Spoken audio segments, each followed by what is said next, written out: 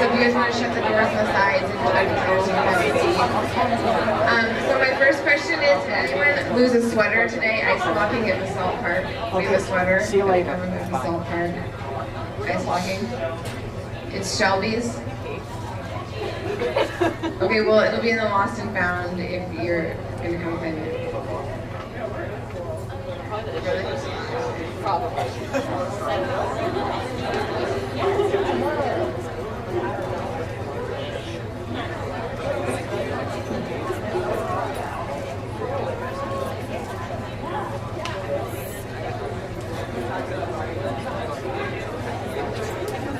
Hello? Testing. Are you guys ready to listen? That was really easy. Okay. Good evening. We've invited you here tonight to expose you to what we see as important facets of campus life. Living on a college campus is a unique experience full of drama, learning, partying, studying, and most of all, super amounts of fun.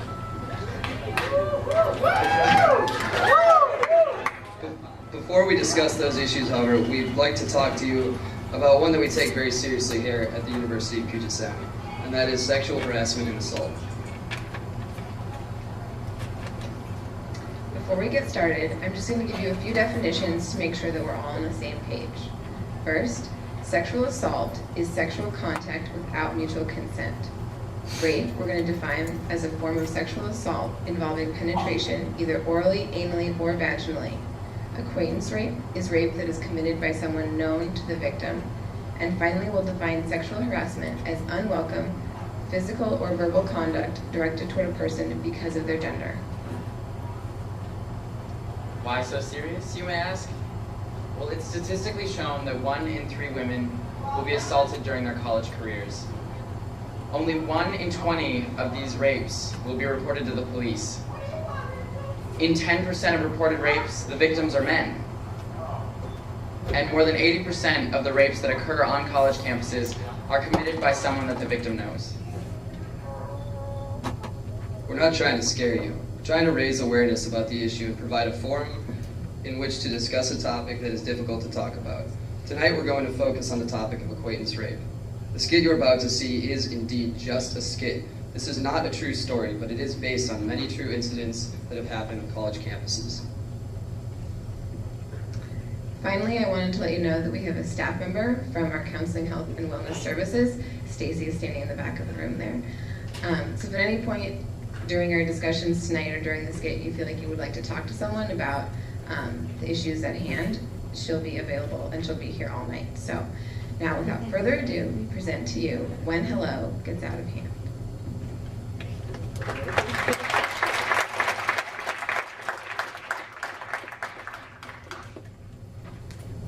I never would have expected this from him.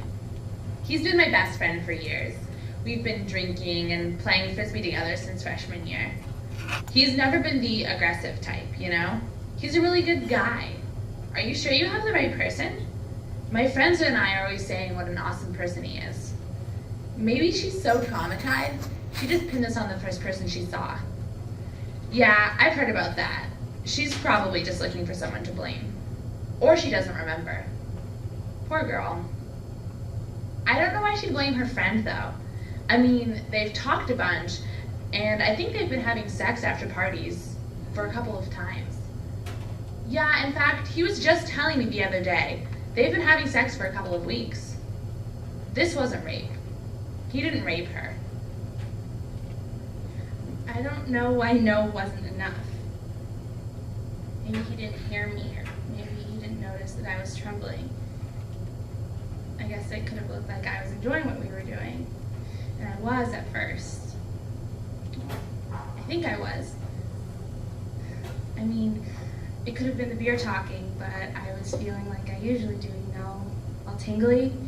But then the tingling turned into burning, and the touching turned into groping, awkward and really painful. Maybe I should have known better. I should have known better. I meant it though. I didn't want it. I didn't want him to think I was a tease. I liked him, and I really wanted him to like me, but that doesn't mean I wanted him to just take me that way. And he didn't hear me. Maybe I shouldn't have said it, go back to his room with him. I should have known better. She knows I think she's cute. I asked her to come back to my place and she said yes. I don't know why she was so surprised. I was expecting a little more than kissing. I mean, how naive can she be? What am I saying? She was shaking and I should have stopped. I think I even heard her say stop. No, if she had said stop, I would have. No questions asked. She's just making a big deal out of it because it was the first time she'd ever had sex. She's just being dramatic. It was my first time too. There's no reason for her to be so jumpy about it. She better keep her mouth shut though, because I told all my friends that I'd had sex with her before, and same with the other girls too. When he told me last week that he was a virgin, I thought how cool that he was so comfortable telling me. A lot of my guy friends in high school all pretended like they'd had sex when I knew they were all virgins. I don't know why they did that. I'm so proud of my virginity. I guess I was. Am I still a virgin? I didn't want to. I don't know why he didn't stop. It hurt so much. People don't cry from pleasure like that, and he just kept digging himself into me. I was shouting, wasn't I? Stop! Stop! Maybe that's just what I was feeling and screaming on the inside. Did I tell him to stop? I thought the crying was a good sign. If you ask me, she had it coming. That little tank top she had on and her tight jeans. And forget that, they'd done it before. I don't know if she lost interest or what it was made her pin this shit on him. I don't know, I mean, she's accusing him of rape. Could we be a little more dramatic? You got laid, hun, it happens. It's happened before, so don't be embarrassed. She's probably just bad in bed. I bet that's it. A little prude. When he first told me he thought she was cute, I was impressed. He was interested in a girl he'd have such a hard time getting with. I mean, I thought they'd look cute together. I even told him that. But I had my doubts. He likes sex a lot. He talks about it all the time. And I just didn't think he could get it from her. She kind of screams prude. You know how you can kind of just tell? Sometimes you can. I could. Yeah. She's probably just embarrassed. Even if she did tell me to stop, I mean, I'm sure she meant just for the moment. She was really drunk, and she had no idea what she was saying. I'm sure she liked what I was doing. I was good. Especially since it was my first time. I was really good. She liked it. You know, she was moaning and whatnot, all that drunken pleasure. I didn't, you know, rape her, or whatever she's saying. I believe her. You raped her. She said no. She said stop. She was shaking and crying, and she has bruises on her legs where he tried to pry them apart. She hadn't kissed him before that night. She had wanted to, and wanted to this night. That's why she agreed when he asked her to come over. She wanted to kiss him. And he did. He kissed her. And he raped her. I don't know how to help her. I just want to shout his name from the rooftops and tell everyone what he did to my friend. But that won't help her. I need to help her, not me, feel better.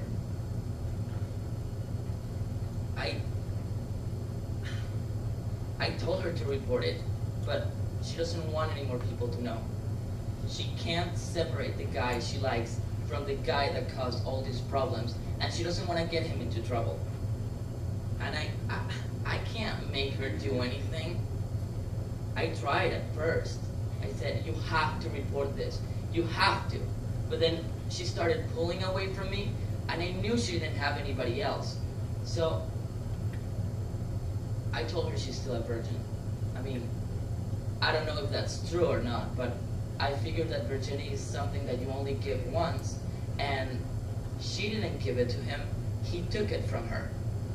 So she's a virgin. And I told her that, and she believed me. Because, well, I think because I believed her.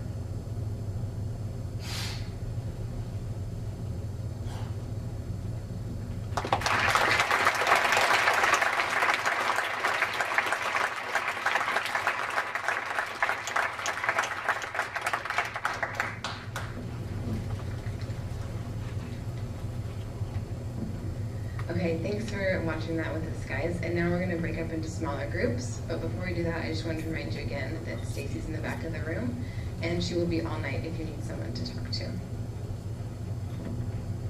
All right, so if you guys want to go with your perspectives leaders and disperse throughout the student union building and have just a small discussion about what we saw and sort of talk about the facts and what you guys felt about the skit. And after that, if you want to come back for the Campus Life skit, it will basically blow your mind. So, yeah, so if anyone came in late and doesn't know where their perspectives leader is, come to us and we'll point you in the right direction.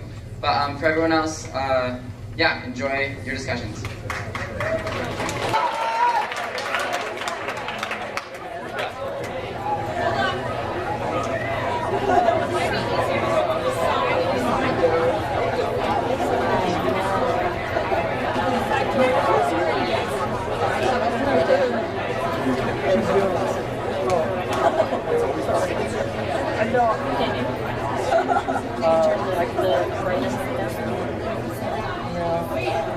Yeah, maybe.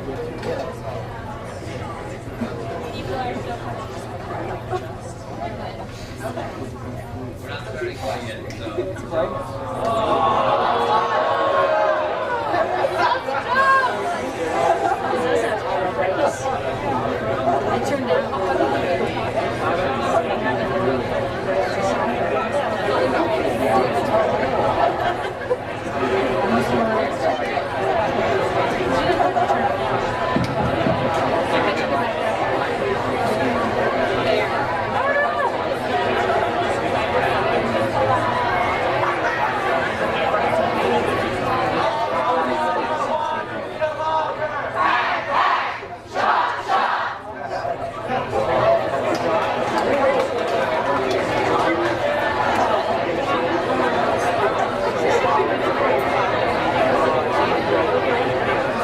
Okay, we still have groups coming in, so if you're looking for a spot on the floor, there's still room over there.